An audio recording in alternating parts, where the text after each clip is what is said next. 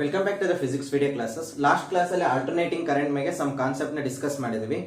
ಅದರಲ್ಲಿ very important the relation between the RMS value of the current and the peak value, what are the average current for a different shaped waves, and also when AC voltage is applied to a pure resistor, what are the facts we will get, and when AC voltage is applied to a pure inductor, ಹಾಗಾದ್ರೆ ಕರೆಂಟಿನ relation ಏನಾಗುತ್ತೆ, ಯಾವ್ದು ಮುಂದೆ ಇರುತ್ತೆ ಯಾವ್ದು ಹಿಂದೆ ಇರುತ್ತೆ, face difference ಎಷ್ಟಾಗಿರುತ್ತೆ, ಹಾಗಾದ್ರೆ ಅಲ್ಲಿ ಬಂದಿರತಕ್ಕಂತ ಹೊಸ term that is called as inductive reactance ಬಗ್ಗೆ ನಾವು ಡಿಸ್ಕಸ್ ಮಾಡಿದ್ವಿ.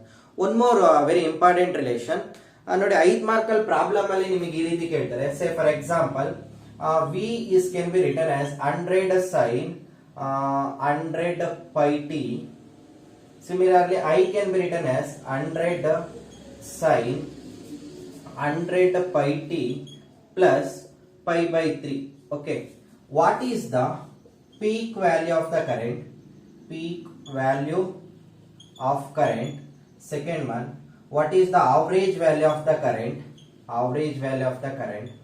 Third one, what is the frequency? What is the time period? Next one, they will ask the what is the angular velocity. Okay, ಈ ಎಲ್ಲ ಟರ್ಮ್ಗಳು. then they will ask what is the power dissipated through the circuit. ಈ ತರ question ಅನ್ನು ನಿಮಗೆ competitive examination ಅಲ್ಲೂ ಕೇಳಿದರೆ, ಅದೇ ರೀತಿ 5 ಮಾರ್ಕ್ ಪ್ರಾಬ್ಲಮ್ ಅನ್ನು ಕೇಳ್ತಾರೆ. ನೋಡಿ, ಈ ತರ ಕ್ವಶನ್ ಅನ್ನ ಕೊಟ್ಟಾಗ ಫಸ್ಟ್ ಗಿವನ್ ಕ್ವಾಂಟಿಟಿನ ನಾವು ಸ್ಟ್ಯಾಂಡರ್ಡ್ ಈಕ್ವೇಶನ್ ಜೊತೆ ಕಂಪೇರ್ ಮಾಡಬೇಕು. ನೋಡಿ, ಇದನ್ನ ಸ್ಟ್ಯಾಂಡರ್ಡ್ ಈಕ್ವೇಶನ್ ಜೊತೆ ಕಂಪೇರ್ ಮಾಡಿದಾಗ V is equal to ಏನಾಗಿರುತ್ತೆ, V0 sin omega t ಆಗಿರುತ್ತೆ. Similarly I can be written as I is equal to I0 sin omega t plus pi by 3. ನೋಡಿ, ನಮಗೆ ಕರೆಂಟಿನ ಬಗ್ಗೆ ಇನ್ಫಾರ್ಮೇಶನ್ ಕೇಳಿದ್ರೆ ಬೇಕಾದ್ರೆ current, peak value of the current and voltage ಅಂತ ಕೇಳಿದಾಗ ಕಂಪೇರ್ ಮಾಡಿದಾಗ ಇಲ್ಲೇ ಗೊತ್ತಾಗ್ತದೆ V0 ಪ್ಲೇಸ್ ಅಲ್ಲಿ ಏನಿದೆ 100 ಇದೆ. So that peak value of the voltage is 100 volt. Similarly peak value of the current I0 place ಅಲ್ಲಿ ಏನಿದೆ 100 ಇದೆ. So that 100 ampere. This is the peak value of the current and peak value of the voltage. Next ನಮಗೆ ಏನ್ ಬೇಕು, average value of the current ಬೇಕು. Average value of the current ಗಿಂತ let us take RMS value of the current. RMS value of the current. RMS ನ ಹೇಗೆ calculate ಮಾಡ್ತಾರೆ? RMS value of the current IRMS is equal to I0 divided by root 2. I0 ಎಷ್ಟಿದೆ, 100 ಇದೆ, divided by root 2 ampere. Simplify ಮಾಡ್ಕೊಂಡ್ರೆ you can get the answer. What is the average value over a half cycle ಅಂತ ಏನಾದ್ರೂ ಕೇಳಿದ್ರೆ, average value is equal to 2 divided by pi times I0. I0 value ಇಲ್ಲಿದೆ, 2 divided by pi into 100. So that 200 divided by pi ampere. This is the average value of the current. Next, frequency. Frequency ನಿಮಗೆ ಎಲ್ಲಿ ಸಿಗ್ತದೆ, ಒಮೆಗಾದಲ್ಲಿ ಸಿಗುತ್ತೆ. ನೋಡಿ, omega place ಅಲ್ಲಿ ಇದೆ, T place ಅಲ್ಲಿ T ಇದೆ. ಒಮೆಗಾ ಪ್ಲೇಸ್ ಅಲ್ಲಿ ಏನಿದೆ, ಒಮೆಗಾ ಪ್ಲೇಸ್ ಅಲ್ಲಿ ಇರ್ತಕ್ಕಂಥದ್ದು 100 ಪೈ ಇದೆ. So that omega is equal to 100 pi. Omega is nothing but 2 pi f, that is equal to 100 pi. So that pi get cancel out. F is equal to 100 divided by 2. So that we can get 50 hertz. This is the frequency for the given equations.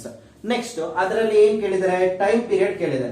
We know that time period is equal to 1 divided by f, that is equal to 1/50 seconds. This is the time period. They are asked to calculate the omega. Omega is nothing but this much of radian. Then power ಕೇಳಿದರೆ, power formula, power is equal to VRMS IRMS into cos pi. VRMS can be written as V0 by root 2. IRMS can be written as I0 by root 2 cos pi. So that power is equal to V0 is 100 divided by root 2 into 100 divided by root 2, that is I0 cos pi. Face difference ಎಷ್ಟು ಕೊಟ್ಟಿದ್ದಾರೆ ನೋಡಿ, ಇಲ್ಲಿ ತಕ್ಕಂಥದ್ದು face difference ಯಾವುದೇ ರೀತಿ ಇಲ್ಲ. ಇಲ್ಲಿ ಎಷ್ಟಿದೆ, pi by 3 ಇದೆ. ನೋಡಿ, ಇಲ್ಲೂ ಏನಾದ್ರೂ ಸಮ್ ಟೈಮ್ಸ್ ಕೊಟ್ಟಾಗ ಇದನ್ನ ಸಬ್ಟ್ರಾಕ್ಟ್ ಮಾಡಿದಾಗ ಬರ್ತಕ್ಕಂಥದ್ದು ಫೇಸ್ ಡಿಫರೆನ್ಸ್. ಇಲ್ಲಿ ಏನು ಇಲ್ಲ ಅಂದ್ರೆ ಏನಿರುತ್ತೆ, 0 ಇರ್ತದೆ. ಅರ್ಥ ಆಗ್ತಿದೆಯಲ್ವಾ? ಇದನ್ನ ಸಬ್ಟ್ರಾಕ್ಟ್ ಮಾಡಿದ್ರೆ ನಿಮಗೆ 100 pi get cancel out. Pi by 3 minus 0 is pi by 3. So that phase difference will be pi by 3 cos pi by 3.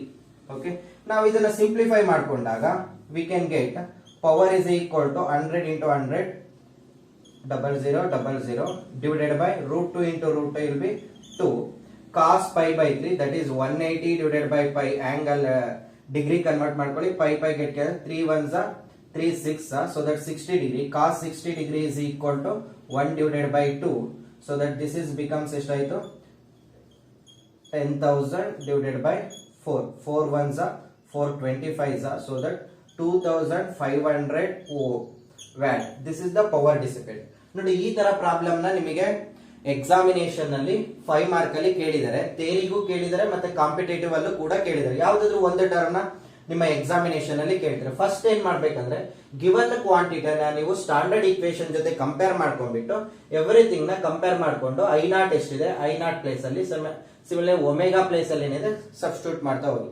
This is very important problem for your theory as well as competitive examination. Next we move on to the other terms. I will revise one time what we will discuss in the next previous class. ನೋಡಿ ಅದಕ್ಕಿಂತ ಮುಂಚೆ ಇದನ್ನೇ ಹೇಳ್ಬಿಡುವ. AC voltage applied to pure capacitor. Capacitor ಗೆ ನಾವು AC voltage apply ಮಾಡಿದ್ರೆ ಏನಾಗುತ್ತೆ ನೋಡೋಣ. ನೋಡಿ this is the capacitor is connected to an AC voltage. Okay, this is AC voltage. V is equal to V naught sin omega t. This is the capacitor I. Okay, when AC voltage is applied to a pure capacitor, current in a equation ಏನು ಬರುತ್ತೆ ಅಂದ್ರೆ I is equal to I naught sin omega t plus pi by 2 ಆಗಿದೆ. omega t plus pi by 2 where I naught is equal to V naught divided by XC ಆಗಿರುತ್ತೆ. I will discuss later about the XC term. ನೋಡಿ ಈ ಎರಡು equation ಅಲ್ಲಿ ನೋಡಿದಾಗ ಇದು omega T ಇದೆ, but ಇದೇನಾಗಿದೆ omega T plus pi by 2 ಇದೆ, ಅಂದ್ರೆ 90 ಡಿಗ್ರಿ ಕರೆಂಟ್ ಮುಂದೆ ಇದೆ ಈಗ. ಹಾಗಾಗಿ ಫೇಸರ್ ಡಯಾಗ್ರಾಮ್ ಹೇಗೆ ಬರುತ್ತೆ ಇಲ್ಲಿ, this is I, this is VC. Okay, ನೋಡಿ ವೋಲ್ಟೇಜ್ ಏನಾಗಿದೆ ಹಿಂದೆ ಇದೆ, ಬಟ್ ಕರೆಂಟ್ ಏನಾಗಿದೆ ಮುಂದೆ ಇದೆ. ನಾವು ಯಾವಾಗ್ಲೂ ಕೂಡ ಆಂಟಿ ಕ್ಲಾಕ್ ವೈಸ್ ಅಲ್ಲಿ ರೆಪ್ರೆಸೆಂಟ್ ಮಾಡೋದು ಫೇಸರ್ ಆಂಗಲ್ ಈ ರೀತಿ represent ಮಾಡಿ. So that pi is equal to 90 degree. Otherwise we can write like this also. See, this is voltage, this is current with pi is equal to 90 degree. ನೋಡಿ voltage ಹಿಂದೆ ಇದೆ but current ಏನಾಗಿದೆ ಮುಂದೆ ಇದೆ. So that in from these two equation current lead the voltage by 90 degree. This is very very important. Current lead the voltage by 90 degree. But in the case of pure inductor ಅಲ್ಲಿ ಏನಾಗಿತ್ತು voltage lead the current by 90 degree ಆಗಿತ್ತು. This is very very important. ನಾವು ಇದು graphical representation ಏನಾದರೂ plot ಮಾಡಿದ್ರೆ see this is voltage,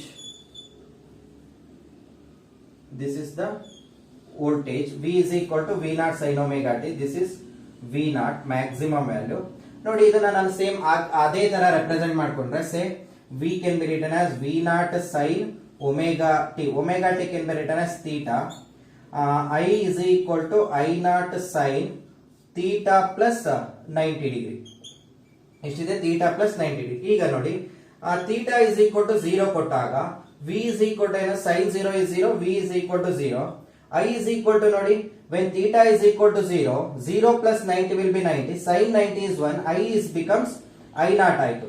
ಈಗ theta is equal to 90 degree ಕೊಡಿ, theta 90 degree ಕೊಟ್ಟಾಗ sin 90 will be 1, so that V is equal to ಏನಾಯ್ತು V naught ಆಯ್ತು. I is equal to ನೋಡಿ theta is equal to 90 degree, 90 plus 90 is 180, sin 180 is 0, so that I becomes 0. ನೋಡಿ current ಅನ್ನ plot ಮಾಡೋಣ. theta is equal to 0 ಆದಾಗ V is equal to 0, but I ಏನಾಗಿದೆ I naught ಆಗಿದೆ. ಅಂದ್ರೆ theta 0 ಅಂದ್ರೆ V 0 ಆಗಿದ್ದಾಗ I becomes maximum. ಹಾಗಾಗಿ maximum value ಸ್ವಲ್ಪ ಕಡಿಮೆ ಬರಿಬೇಕು. So that this is the, we will start from here.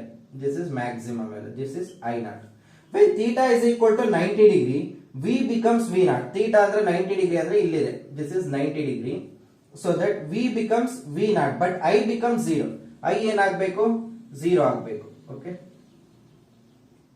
This is 0. Okay. Then it becomes maximum. Then like this. Okay, this is the plot for the, this is I is equal to I naught sin omega t plus pi by 2. This is V is equal to V naught sin omega t. ನೋಡಿ ಈ graph ಅಲ್ಲೇ ನೋಡಬಹುದು theta V ಅನ್ನೋದು 0 ಆಗಿದೆ ನೋಡಿ, ಈ plot ನೋಡಿ ಇಲ್ಲಿ 0 ಆಗಿದೆ, ಬಟ್ ಕರೆಂಟ್ ಏನಾದ್ರೆ ಅದೇ ಟೈಮ್ ಅಲ್ಲಿ ಮ್ಯಾಕ್ಸಿಮಮ್ ಆಗಿದೆ. So that there will be a phase difference between the current and the voltage. What is the phase difference? That is the 90 degree. Or phase difference ನ in terms of time ಅಲ್ಲಿ ಹೇಳಿದ್ರೆ 90 ಡಿಗ್ರಿಗೆ corresponding ಆಗಿರ್ತಕ್ಕಂಥ time difference ಇಲ್ಲಿಂದ ಇಲ್ಲಿಗೆ ಇರ್ತಕ್ಕಂಥ time will be t divided by 4 ಆಗಿದೆ. This is very important. The time difference between the current and the voltage in the case of pure capacitor is t divided by 4, or angle difference, phase difference between the current and the voltage in the case of pure capacitor will be 90 degree ಆಗಿರುತ್ತೆ. This is very important regarding the pure capacitor. Some of the things ಇದರಲ್ಲಿ discuss ಮಾಡ್ತಾ ಹೋದಾಗ ನೋಡಿ, pure capacitor ಅಲ್ಲಿ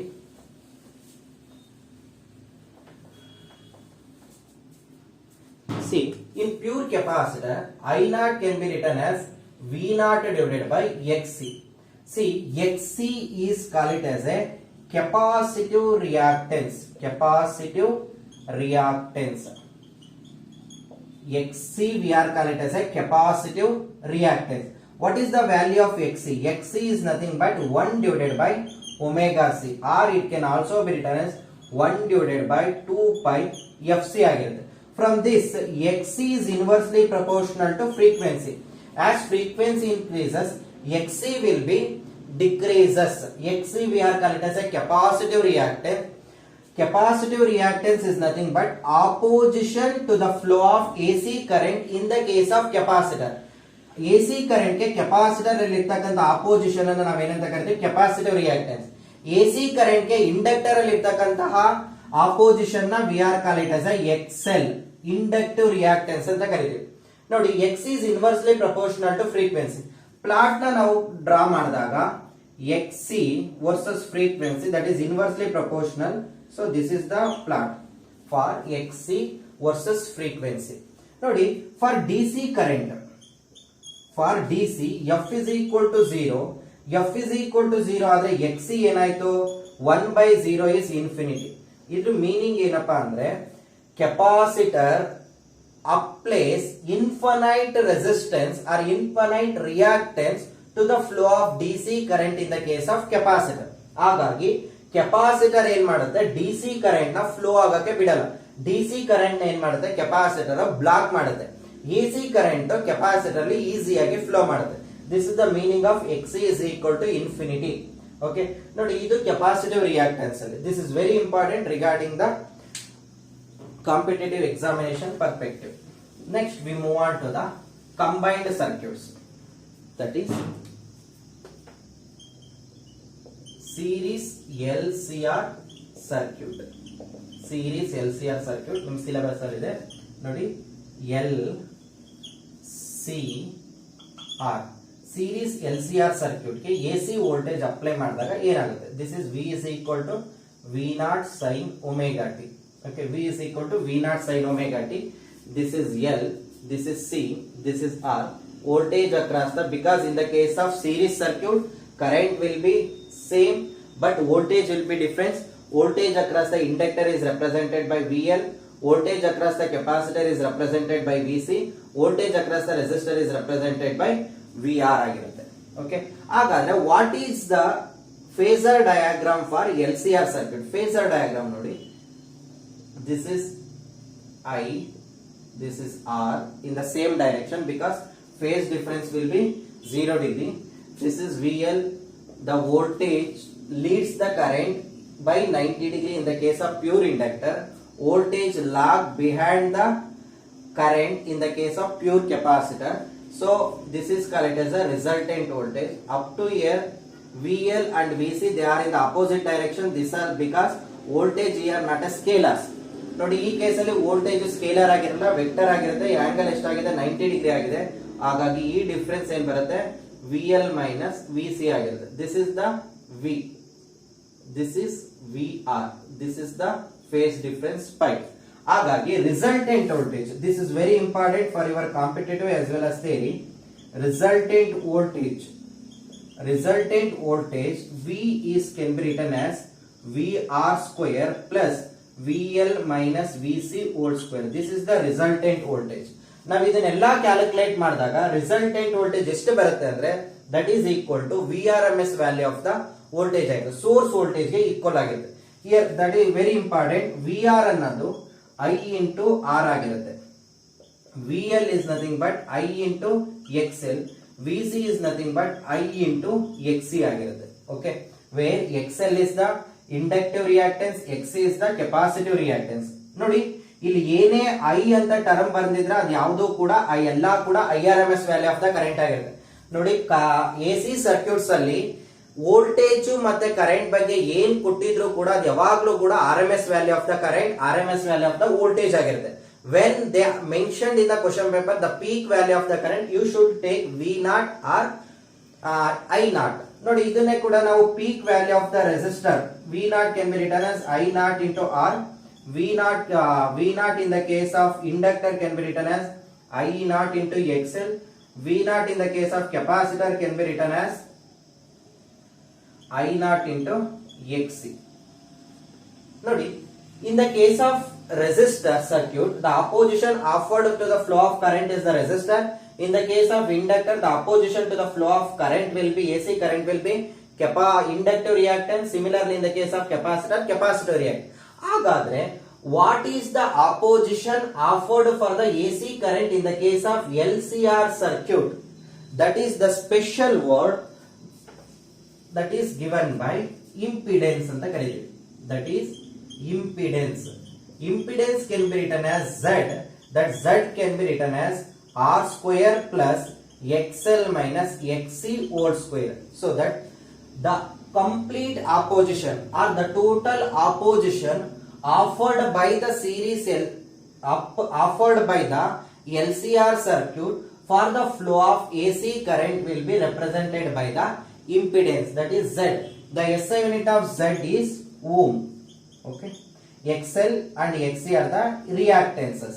ಹಾಗಾಗಿ ಇಲ್ಲಿ very important, impedance can be return as Z. ಹಾಗಾದ್ರೆ IRMS value of the current ಏನಾಗಿದೆ?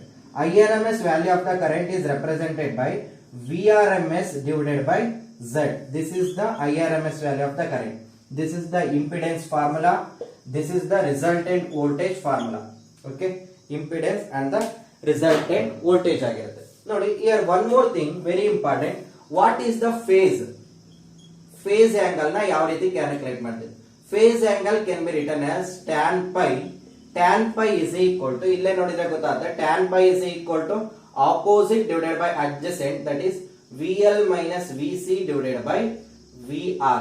This can also be written as tan pi is equal to VL is nothing but I into XL, VC is nothing but I into XC divided by I into R. This can also be written as I get cancelled out, this is becomes XL minus XC divided by R.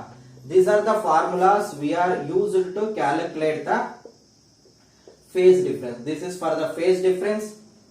This is also for the phase difference. This is the resultant voltage.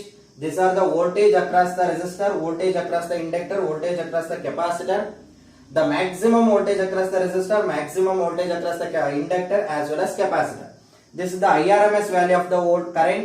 This is the impedance. This is very important. So many theory problems and also competitive problem based on these formulas.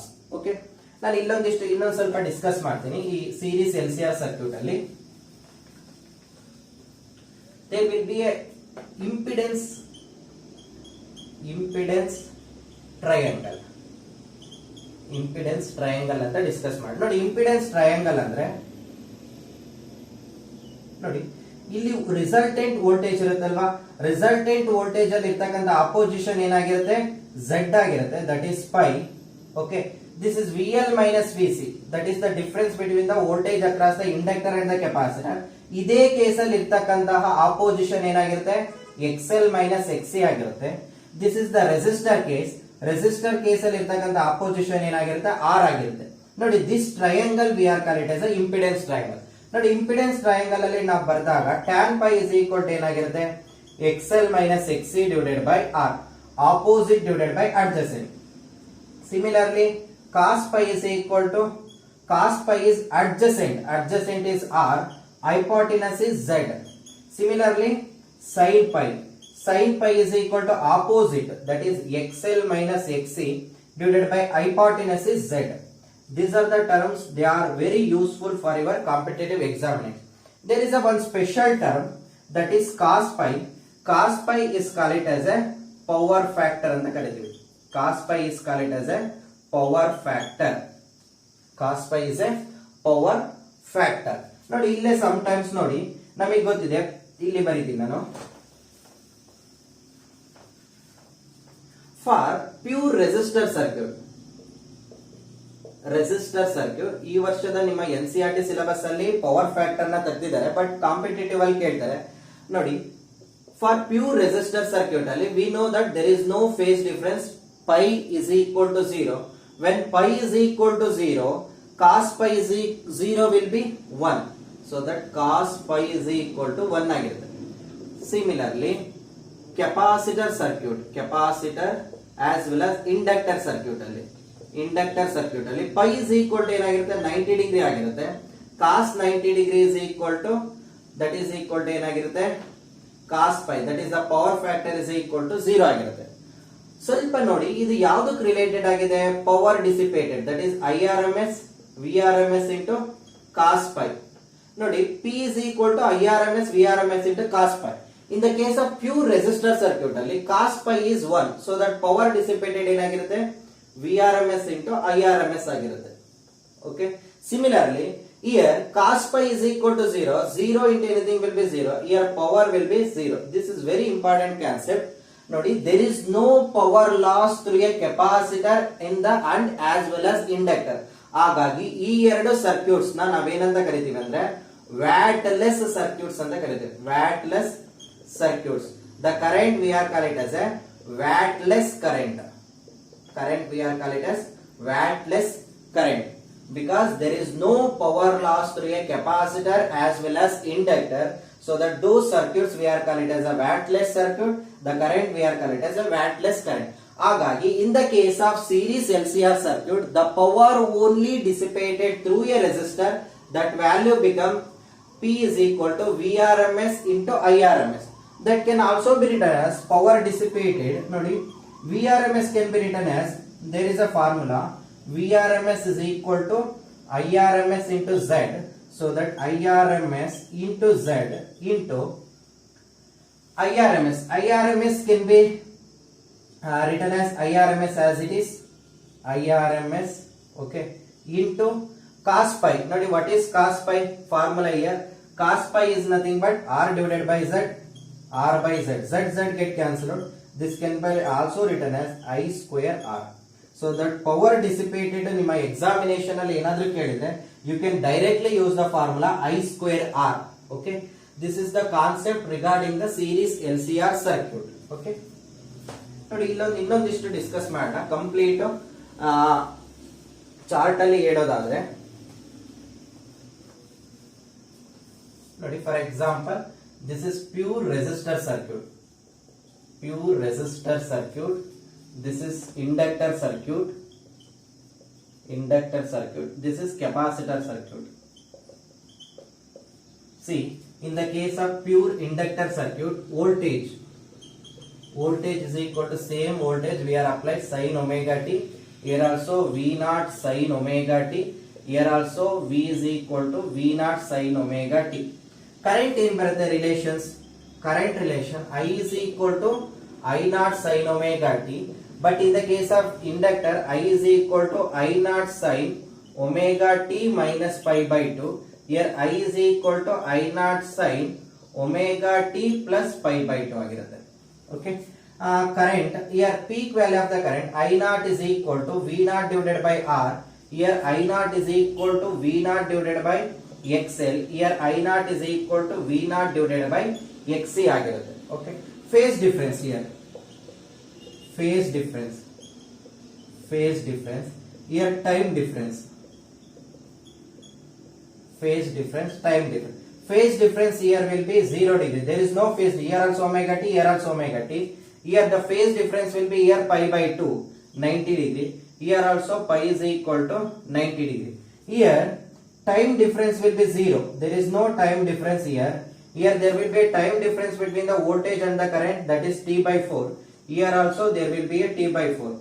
Here voltage and current in phase. voltage and current in phase. Here voltage lead the current, voltage lead the current. Here current lead the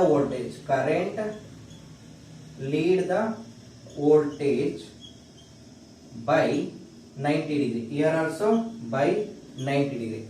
Phasor diagram baradre I and V are in the same direction. Here VL lead the current, here current versus VC. Okay, these are the comparison between the pure resistor, pure inductor as well as pure capacitor. This is very important for your theory as well as competitive.